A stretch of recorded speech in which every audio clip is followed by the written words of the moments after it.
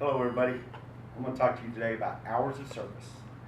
Hopefully when I'm done you'll have a little bit of brief understanding what hours of service are, and more importantly, why should you care. I've been driving for about 17 years now, and there's been a lot of changes. So they're kind of confusing, and I'm not going to get into a whole bunch of detail today because they're pretty lengthy. So has anyone here ever went to the store and bought anything from Walmart or any grocery store? Has anyone ever ordered online and had it delivered to your store? Well, all of those products, almost every single one of them was delivered by a truck. Now, a Class 8 truck is a big truck. That's with 18 wheels and stuff. And the latest information I could get was like in '06. And back then, the Class 8 trucks drove 139,667 hours, which equals 580,416 40-hour work weeks. So this is what it takes to get a box of Cheerios to your store. So now that I've said hour, before I really tell you what that is, I have to briefly explain that a truck driver, every single minute of every single day of his life is categorized into 4 different categories called duty status. You're either off duty, you're in the sleeper berth, you're driving, or you're on duty. So even when you're on vacation, all those minutes get tracked as off duty. But mostly you're driving, or you're unloading, or you're waiting to get unloaded. All that stuff has to be categorized into these 4 categories. They're pretty self-explanatory. Off duty means you're not doing anything for the company. Sleeper berth means you're in the truck actually sleeping there. Driving is behind the wheel. And then on duty is all your pre-trip, all your loading, all your unloading, all that stuff that you have to do.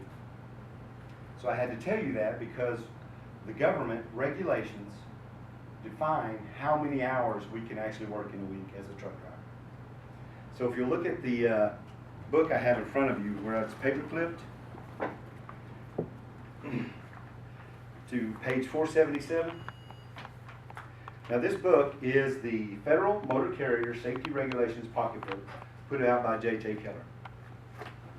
Now you can see the amount of pages that it takes to describe the hours of service.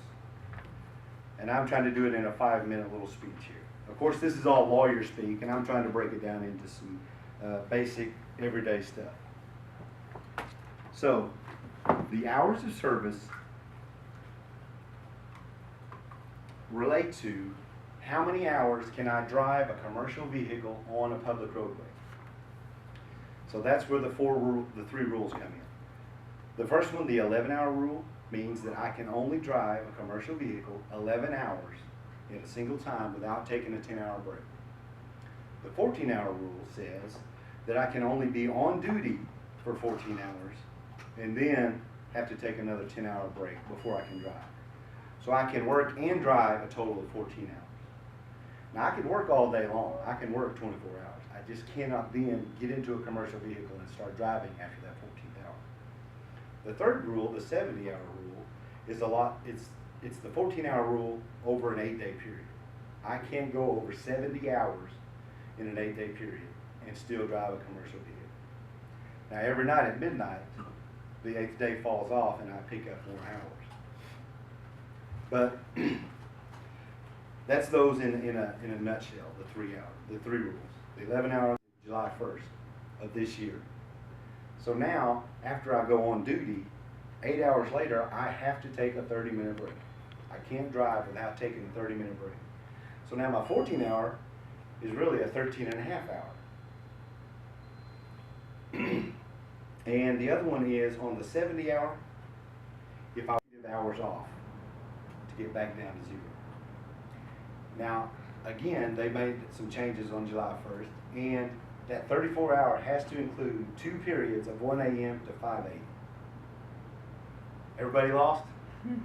Just think, I've been trying to train this, and I've been a trainer for 6 years. I've been driving, like I said, for 17 years, and they just keep changing it. So the regulations change, and the bottom line is we need more drivers. The more regulations, the more drivers. The more goes to Walmart or any other famous retail store.